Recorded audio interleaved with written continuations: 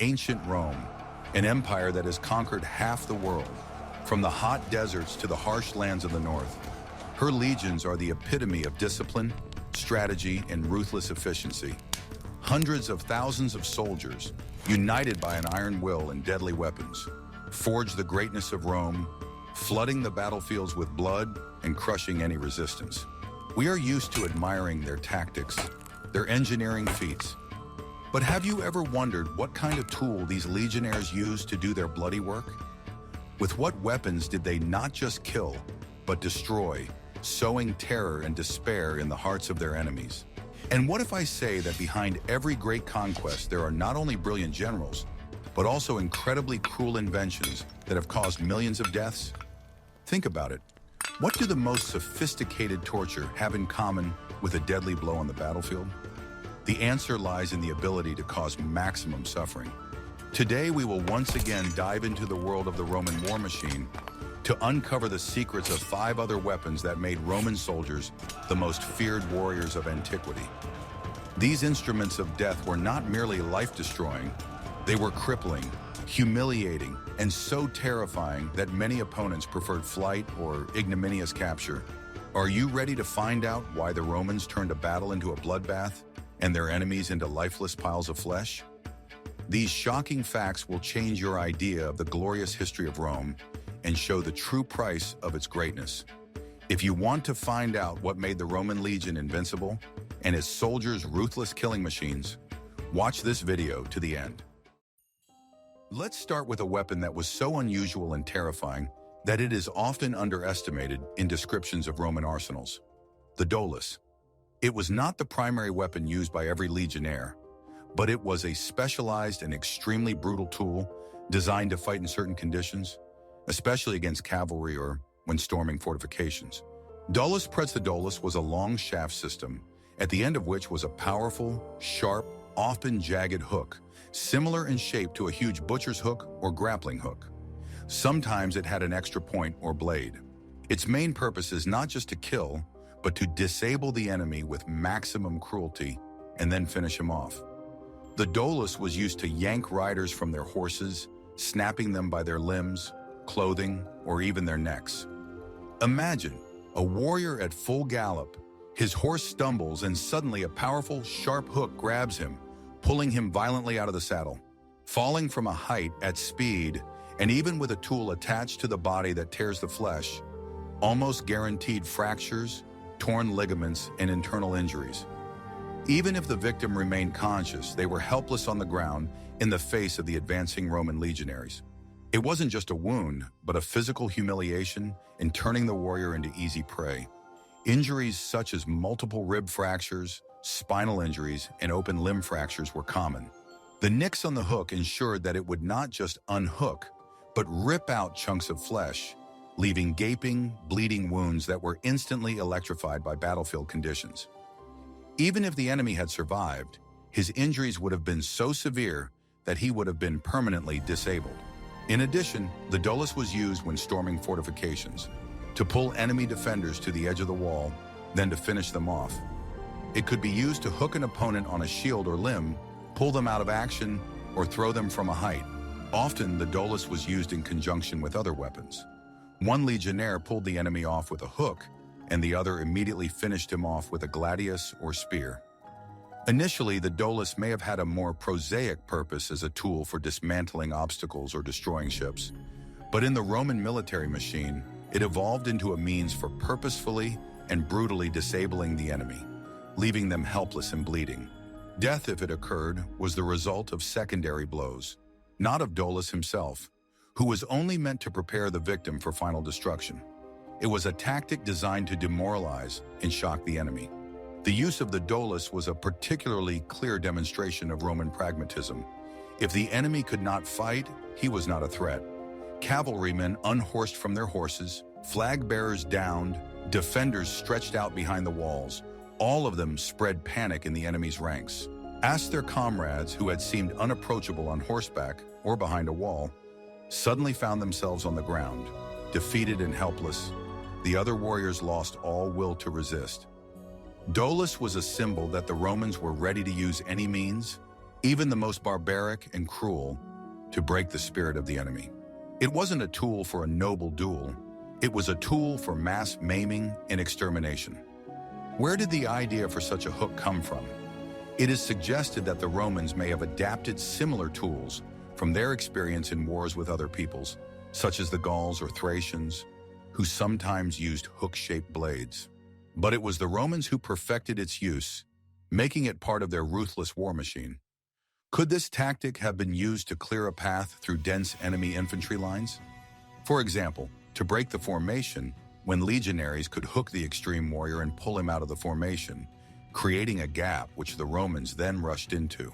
This would be an effective way to destroy the dense shield formation that was the foundation of many peoples.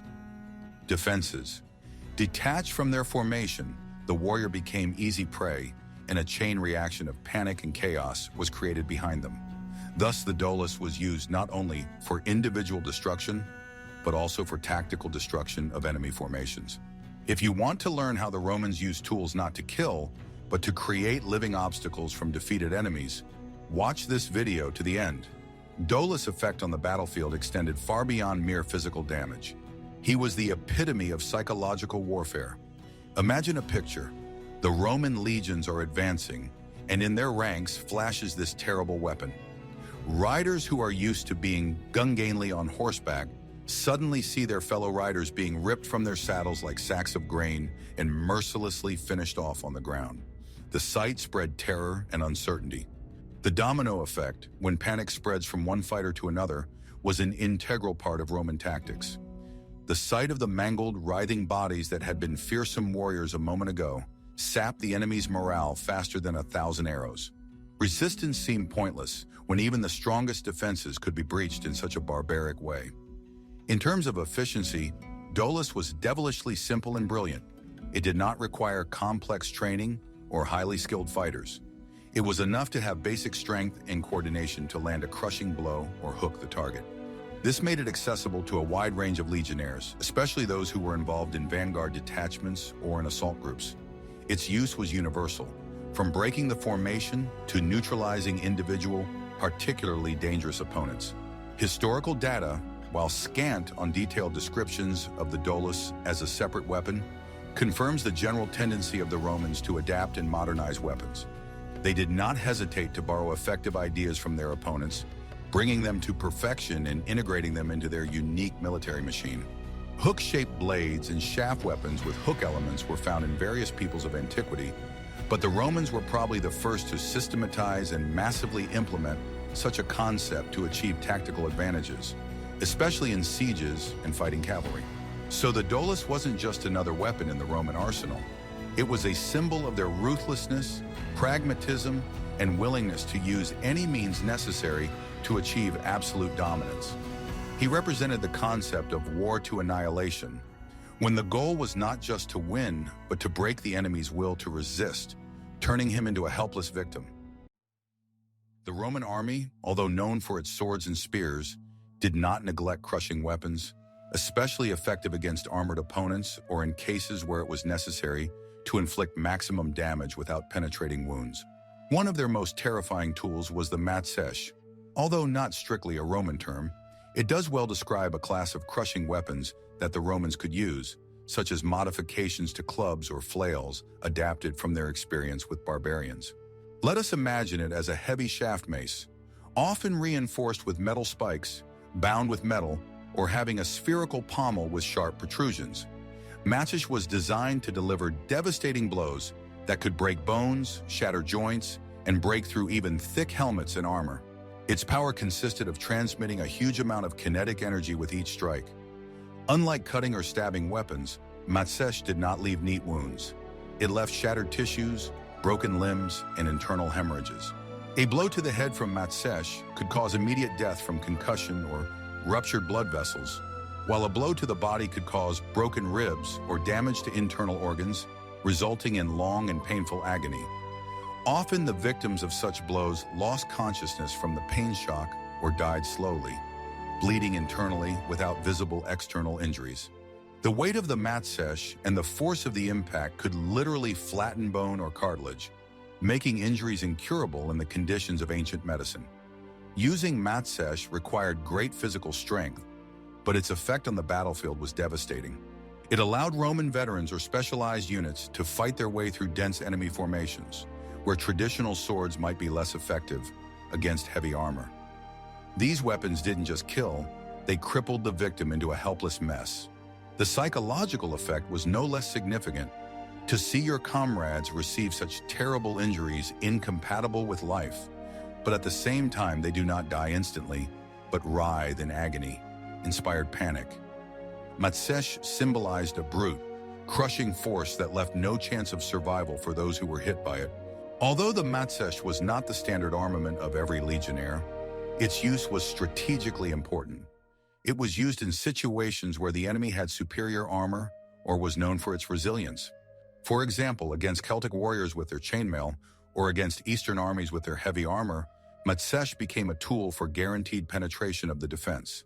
Such blows caused internal hemorrhages, which eventually led to death, even if the external wound seemed small. It was a weapon that worked for exhaustion and destruction, not a quick, clean hit. The Romans may also have used modifications of Matsesh as a punishment, further highlighting its brutality. Some historians believe that the Roman Caesarians, who had special vines, vitis, to maintain discipline, could also have used heavier clubs for particularly severe punishments, which in their effect were akin to Matsesh. Such weapons reminded the enemy that Rome could overcome any defense, even the strongest, and that resistance was futile. How did the Romans deal with opponents who tried to use guerrilla warfare tactics while avoiding a direct encounter? Such situations required not only direct weapons, but also means for total suppression and devastation of territories, which left the enemy no room for maneuver and supplies. If you want to learn how the Romans turned entire regions into scorched earth, watch this video to the end. Expanding on the topic of maces, it is worth noting his role in shaping the tactical superiority of the Romans. Despite its simplicity, this type of crushing weapon had undeniable advantages in certain combat scenarios. Where the sharp blades could get stuck in the armor or lose their effectiveness due to glancing blows, Matsesh delivered a blow that penetrated the defense at the expense of pure strength and mass. This was especially important in battles against well-armored infantry, such as the Greek hoplites or some German tribes, whose massive shields and armor could withstand piercing and slashing blows. Matsesh's blow to the shield didn't just deflect it, but could break the arm of the warrior holding it or damage the shoulder, rendering it useless in battle. In addition, the Matsesh was ideal for use in confined spaces, where swinging the sword was difficult, but it was necessary to deal maximum damage. For example, when storming narrow passages, city streets, or inside fortifications. In such conditions where the soldiers were standing shoulder to shoulder, the blow of Matsesh could disable not only the immediate target, but also create a gap in the formation, disorienting the neighboring soldiers. The psychological aspect of applying Matsesh should not be underestimated. The sound of heavy weapons hitting bone or armor, the sight of mutilated bodies, all created an atmosphere of terror and helplessness.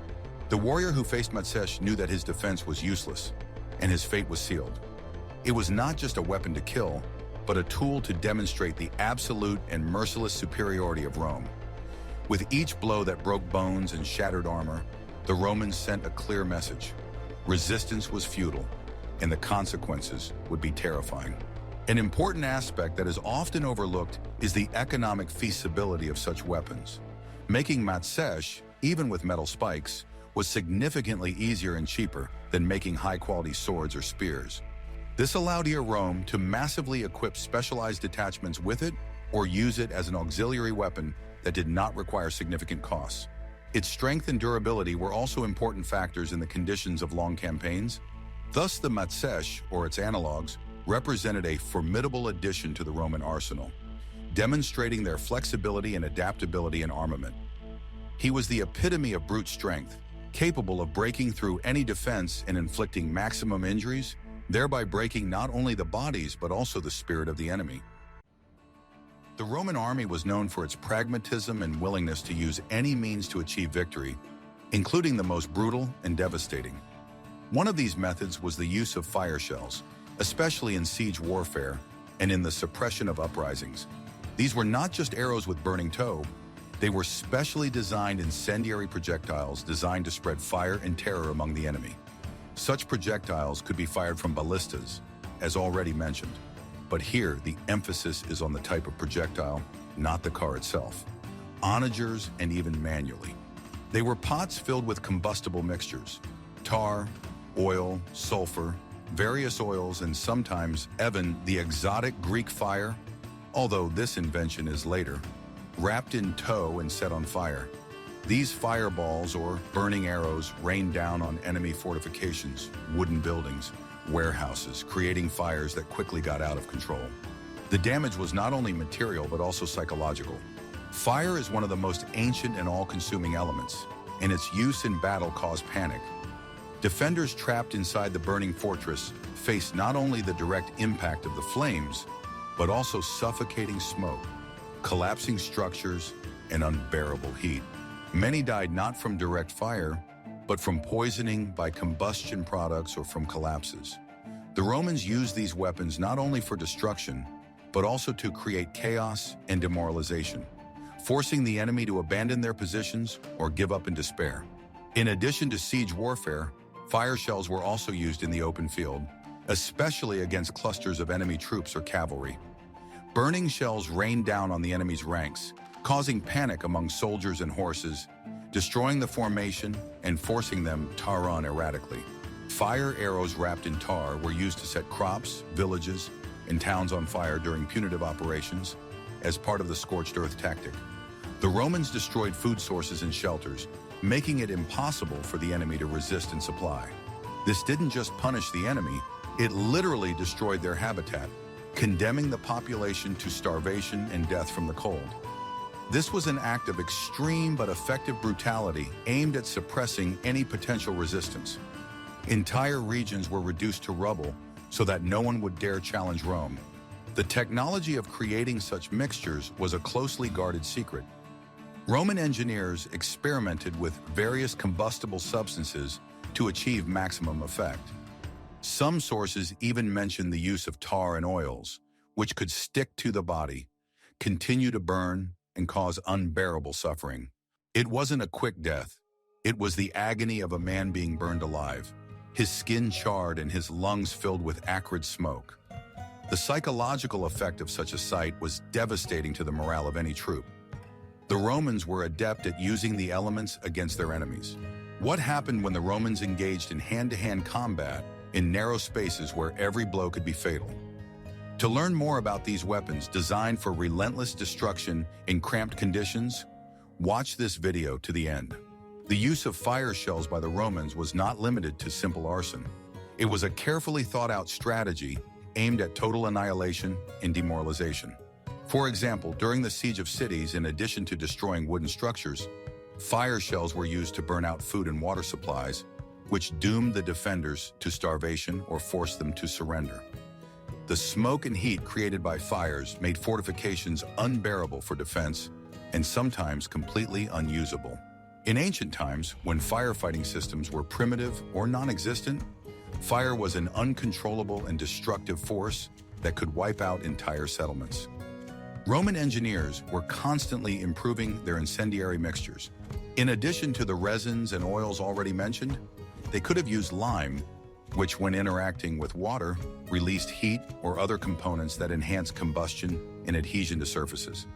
The goal was not just to create a flame, but to make it as destructive and difficult to extinguish as possible. Some trains could burn even on water, which was especially effective when attacking ports, ships, or coastal fortifications. The psychological effect of the use of fire shells was enormous.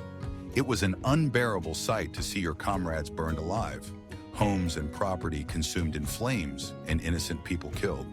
This undermined the morale of the defenders and residents, making them question the feasibility of further resistance. The fires symbolized complete and merciless destruction, leaving no hope of survival or preserving what was precious. The scorched earth strategy, in which projectiles played a key role, was one of Rome's most brutal but effective tools for suppressing rebellions and pacifying recalcitrant peoples. By destroying farmlands, villages, and towns, the Romans were depriving the enemy of supplies and shelter, forcing them to either fight under unfavorable conditions or starve and freeze. It was a demonstration of absolute power and the willingness of Rome to use any means necessary to assert its dominance, even if it meant turning a prosperous land into a desert. In the end, fireballs and incendiary ballistae were not just tools of destruction, but symbols of Roman uncompromising determination to win at all costs, even at the cost of turning entire regions into a burning hell. Although the gladius was the main sword of the Roman legionary, the Puio, a short, broad dagger that every soldier carried on his belt, was no less, and sometimes even more, brutal weapon.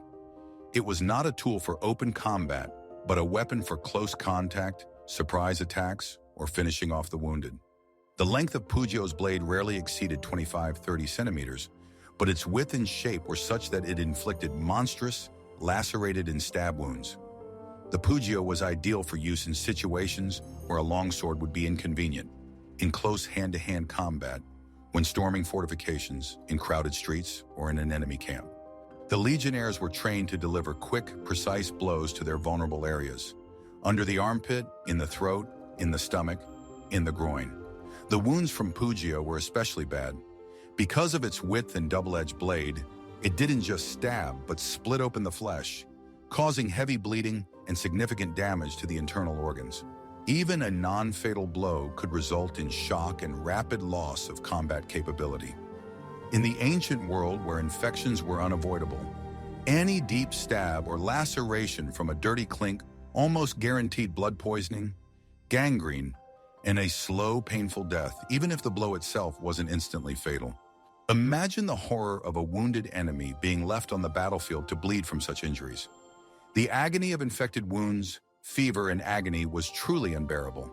The Puio was also often used as an instrument of mercy, coup de grace, but in the hands of a Roman, this mercy was only the end of agony. Wounded enemies who writhed on the ground were finished off with this dagger. For the Roman, this was a way to make sure that the enemy was no longer a threat and not waste time capturing them. This act, while seemingly brutal, was pragmatic. A severely wounded enemy could pose a threat, require resources for maintenance or treatment, and slow down the movement of the legion. Quick finishing ensured that there was no threat and saved energy. Moreover, the very sight of finishing off Puio, especially if it took place in front of the surviving enemies, increased their fear and demoralization, showing the ruthlessness of the Roman military machine. Aside from the battlefield, the Puio was a personal weapon that legionnaires carried at all times, even off-duty. This made it ideal for self-defense in the event of a surprise attack, ambush, or riot. Its stealth and lethality made it ideal for performing dirty work, which did not require a fair duel, but only a quick and effective destruction. In the narrow streets of the city or in the interior of rooms where long weapons were useless, Puio became an absolute killer. It could be used to silently eliminate a sentry or launch a surprise ambush attack. The legionnaires were trained to use the Puio with such efficiency that each blow was designed to maximize the damage to vital organs, turning any skirmish into a deadly trap. It was a symbol of the Roman soldier's readiness to fight at any moment, even when his main weapon was unavailable. This universality and hidden threat made Puio one of the most insidious and cruel tools in the Roman arsenal. What other weapons did the Romans use to break the enemy's formation before they even got close to them? We are not talking about projectiles, but something that could literally break enemy lines before direct contact occurs. If you want to learn about a tool that could transform a slender line of warriors into a chaotic mass of wounded and dying, watch this video to the end. One of the most exotic and deadly weapons, sometimes associated with Roman auxiliaries or gladiators, but also found in the Roman army's arsenal under certain conditions, was the Harpa. It was a unique scythe-shaped blade that could be described as a cross between a sword and a sickle, with a curved blade sharpened on the inside. Harpa often had a protrusion or hook on the butt, which made it even more versatile and terrible in close combat. Harpa was designed to cause deep, incisive wounds and cut off limbs.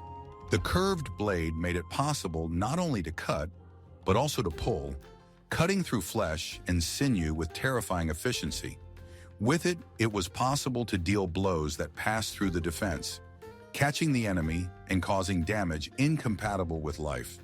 Imagine a blow that doesn't just injure, but literally rips off a limb or splits open a body. It was not just a wound, but a monstrous injury that led to shock, instant loss of blood, and often death in terrible agony. Victims who survived such injuries were left crippled for life, losing limbs or becoming disabled. The very sight of such wounds, when arms, legs were cut off, or deep destructive cuts were inflicted, caused horror and panic among opponents.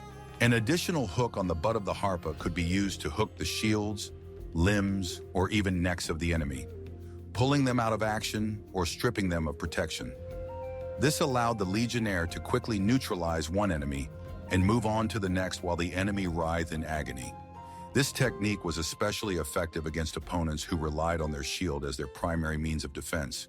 When a harpa-wielding warrior caught the shield, he could yank it sharply, opening the enemy for a fatal blow. This harpa element allowed you to not only deal damage, but also manipulate the battlefield, creating chaos in the enemy's ranks. Harpa's use required special skill and strength, but in the hands of an experienced warrior, it was a weapon that could turn close combat into a bloodbath. It was especially effective against lightly armored opponents or in cases where rapid and brutal destruction was required. Harpa symbolized the ruthlessness of Rome and its willingness to use the most unusual but effective methods to suppress its enemies. Its appearance and operating principle aroused an instinctive terror in those who encountered it on the battlefield. Similar scythe-shaped blades, such as the Thracian falx or Copus Greek copies, are known to have been extremely effective against Roman legionaries, and it is likely that the Romans themselves adapted and improved this type of weapon after seeing its destructive potential. Harpa thus became Rome's answer to some of the most dangerous and unusual weapons they had to deal with, turning their own idea into an even more deadly tool. It was a weapon that not only killed, but also created psychological terror, showing that the Romans were ready to adopt and improve even the most brutal ideas of their enemies in order to achieve absolute superiority on the battlefield. We were once again immersed in a world where iron and wood were tools of unthinkable cruelty, and the human body was only an expendable tool on the way to the greatness of the empire. The 5 weapons we reviewed today, Dolus, Matsesh, fire shells, Puio, and Harpa, are not just artifacts of the past. This is evidence of how the ancient Romans, with their discipline, engineering genius, and ruthless pragmatism, turned war into the art of destruction.